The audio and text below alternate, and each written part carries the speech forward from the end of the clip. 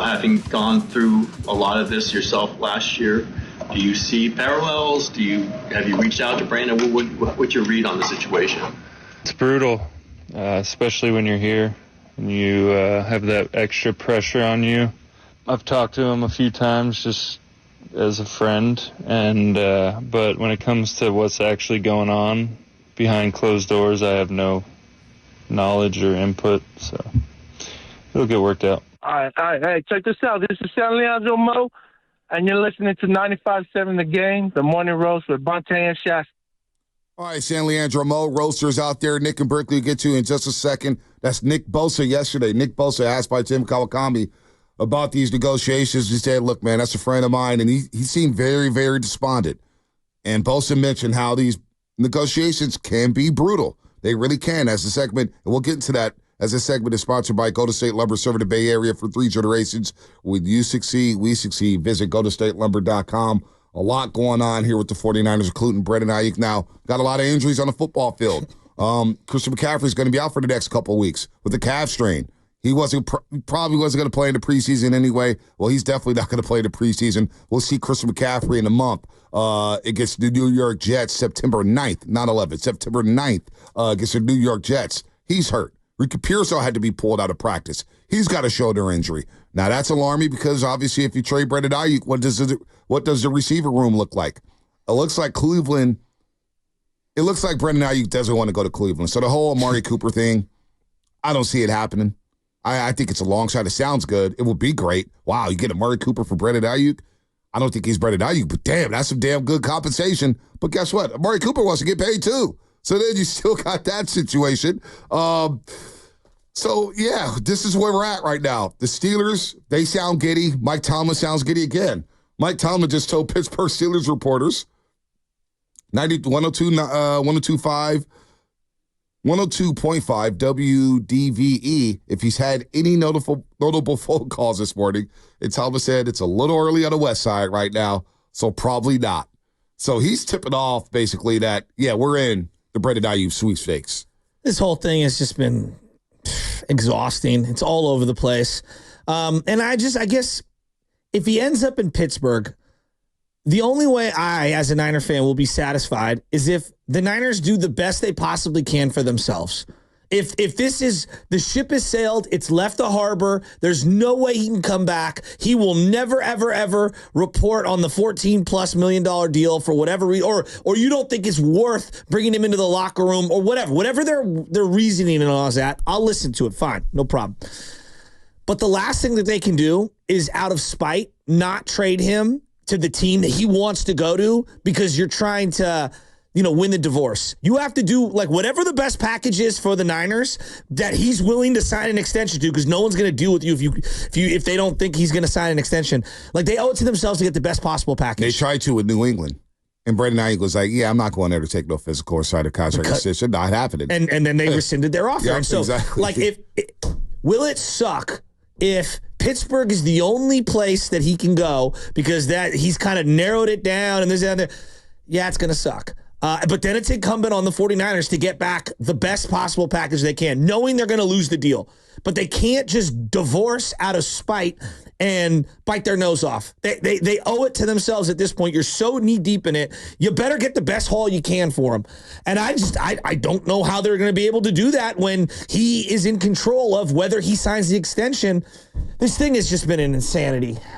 It's been insanity. Hopefully, Aiyuk and both parties can come to agreement, because I don't want to lose Brandon Aiyuk. I don't want to lose. What Brock Purdy and Aiyuk have, and you mentioned how you watched the fourth quarter of the Green Bay game, one of the most pivotal third downs came to Brandon Aiyuk on a quick slant. It was a tough throw. He was getting draped he was getting draped, and he made a tough catch. Great catch. Hell, against Detroit, he made one of the best catches in franchise history when the defender tipped the pass, and he stuck with it to catch that pass, and Levi Stadium rocked like it never rocked before. And then on a third down, he comes up with the quick slant touchdown to Brock Purdy. Brock Purdy, Brandon Aiyuk they have great chemistry together. And they haven't really had an offseason to work out together, which is surprising. What if they did have an offseason to work out together? Wow, how would it look? The deep ball threat, the deep passing game with Brandon Aiyuk and Brock Purdy. The Tampa Bay game, you're up 13-7. Game's getting hairy. Tampa Bay's playing physical. Boom, 75-yard bomb. Dropped right on your head. Brandon Aiyuk for the touchdown. You win going away. I don't want to get rid of this guy. I never have, I never will. I didn't want to entertain any of this stuff. Sign Brandon Aiyuk. You can maybe restructure him later down the line, but I'm not going to pocket watch, and I'm not going to get mad at Brandon Aiyuk for getting what the market dictates what he's worth. The market dictates what he's worth. Do you think it's salvageable? That's a great question. That's a great question. He showed up, to me, I think it is, because he at least showed up to training camp, and he held in. So I do think it's salvageable. I do think if Parag Marache would just check his ego, because now when Tim Kawakami dropped in Parag Marache, and I joked at the end of that interview, it's like, man, maybe you'll get Jan York and Parag Marache on at the end of the, on your next podcast. Because I don't know if they may be listening, they may not be too happy with me. Well, that tips me off that Parag Marache's got his fingertips all over it. Maybe he needs to check his damn ego. Just because Bosa hosed you doesn't mean you need to do wrong by Brandon Aiyuk. That's a Bosa situation. You got played by Bosa. Don't take it out on Brandon Aiyuk. Well, and they're different players. They're different positions. Everything. There's different valuations on them. You're at a different timeline for your financial cap. Like there's so many different things that the two deals need to be kind of emotionless from each other. I think that there's been carryover, and that sucks. Yeah, that does suck. That's carryover for saying, we're not going to get beat on this deal. And how about you just bring in a player? He's a good player that you drafted. It's clearly clouded their judgment. And I have a problem with Parag Marache now because he's a spreadsheet guy. He's a robot. Oh, this is where you can call your timeouts. This is when you can challenge. Our analytics tell us this. The game's not played on the spreadsheet. But this is Farhan Zaidi all over again. This is a human being who had over 1,300 yards receiving in a run-first offense. And you want to nickel and dime him because you got played by Bosa and got holes out of an extra $20 million? Nah, that don't sit right with me when one of the guys who didn't even play football, and is basically Jake York's lapdog, and he's sitting here nickel and diming Brandon Aiyuk. That rubs me the wrong way. Well, you have every right to feel that way, and believe me, I feel very similar. He is really good at his job, which sucks to say out loud because it's he's an easy person to villainize, right? He just is. But I'm trying to villainize him. I'm just saying that's bad business when you take out. Oh, we're not going to get beat on this deal. That's child's play. No, that's undeniably bad. That's kiddie play right there, man. That's emotional. And if you're supposed to be a numbers business guy, you have to remove emotion. That's the whole point. So, but he's done a lot of great work on this one.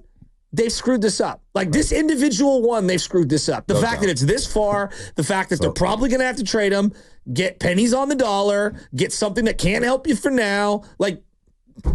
They're backed into a corner here. They really are. And what feels like Ayuk's going to get the team he wants, the money he wants, and going to basically depreciate the return that the Niners get for him. It sucks. Well, and some of the players already think he's already gone.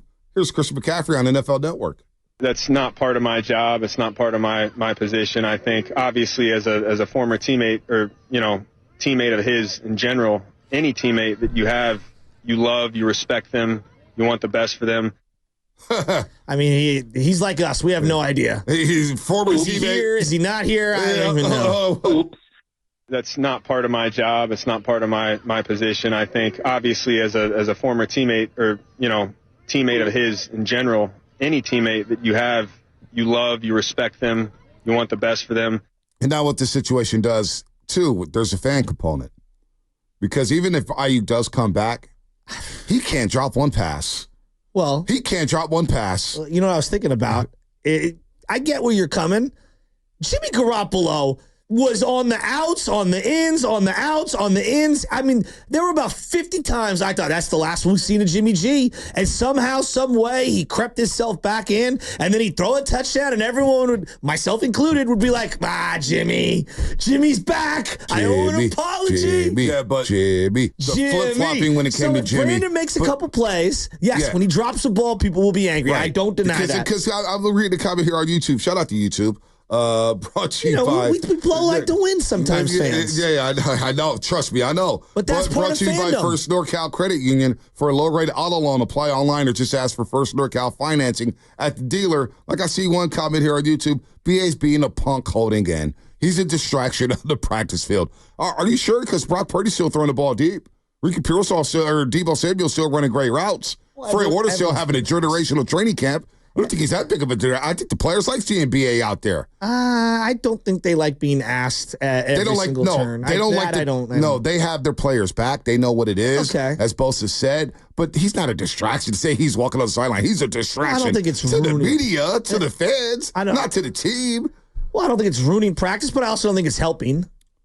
How is it not helping? Well, you're being asked about it. You know what I mean? So, like, I'm not saying they know the deal. I'm not pretending. But that's like why you got Corey Rush right there as a PR guy. Hey, you know what they're going to ask you. You know how to answer the questions. They're going to ask you the question maybe twice or maybe 3 times. You answer it in this general way, and boom, you move on with your day. I don't know. I've always. It's not a distraction at all. Like I'm trying to tell you, with these pro sports, they know how to block out the noise. And Brandon Aiyuk walking on the sideline is not distracting. It's not like, oh my God, let's fumble the ball. Oh my God, I can't focus because Brandon Aiyuk's on the sideline. Like that's just dumb. It's a nuisance. That's all I'm saying is. It's not even a nuisance. Just being asked about it. Yeah. No, it's not. These guys want to be asked football questions. They got asked about Bosa last year, and they understand with the media they're going to be asked about God knows what. Every day is going to be something different. Let's go to Nick in Berkeley. Nick, what's happening? Man, Aiyuk run blocks. He pass blocks. He does everything, man. You know what I'm saying? He catches the ball low, in the slot, out of the slot, across the middle. He's the only one on the team that gets separation. And let me tell you something, man. Some dude named Sobrato, Juan, and you are the minority owners of the team, and Jeb York. Okay? Who is this cat Prague, dude? Like, dude, you're not owner of the team. Like, Lynch needs to snatch him by the throat and be like, partner, you messing up my game. Like, for real. Shanahan needs to step up. I hope they're listening right now. If y'all don't sign Aiyuk, we in real trouble, man. Because what happened when Aiyuk got hurt in that little skid we had in the middle of the season where Shanahan forgot how to call plays again? Well, that was Deebo. But the fact of the matter is that one caller talking about we lost the Super Bowl, this and that. We lost the Super Bowl because we fumbled the ball away on our first drive, and then we muffed the punt again.